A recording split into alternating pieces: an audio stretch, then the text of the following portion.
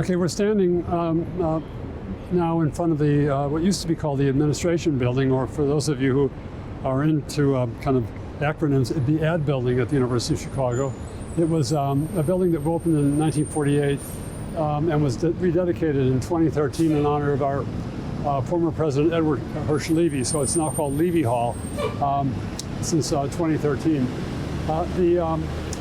This building is an interesting example. It was the last building built on the quadrangles.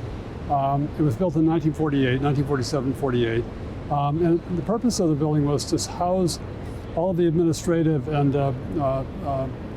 financial functions of the university, which before that time had been spread out all over the campus, including Harper Library. The offices of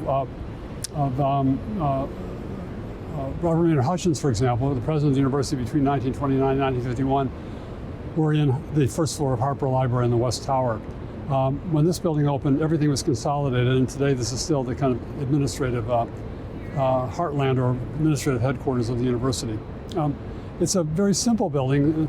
It's not a heavily decorated facade. When it was constructed, the fashion of neo-Gothic architecture or collegiate Gothic architecture had long passed.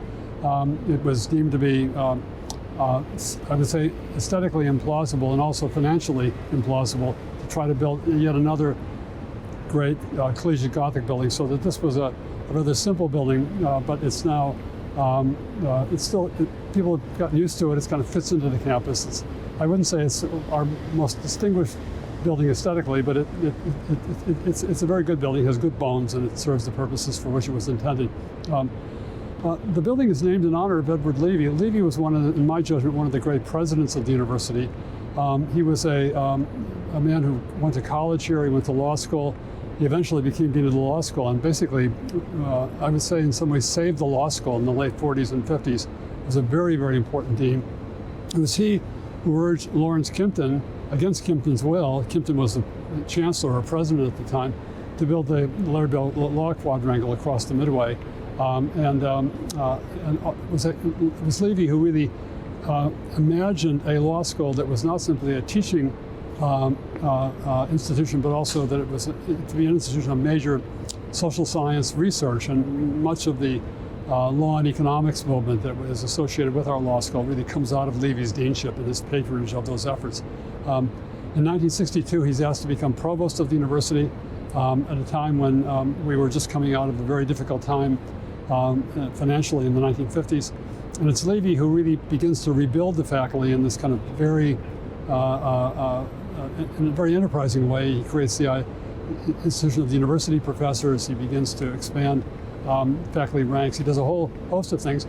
Perhaps most importantly, he's one of the major proponents of this, creating a new major library. We'll be visiting that library later in our tour, called the Regenstein Library. Without Edward Levy's leadership, there would have been no Regenstein Library. So this building is dedicated to in his memory, and it's but it has housed the presidents and provosts of the university since the 1950s. Thank you.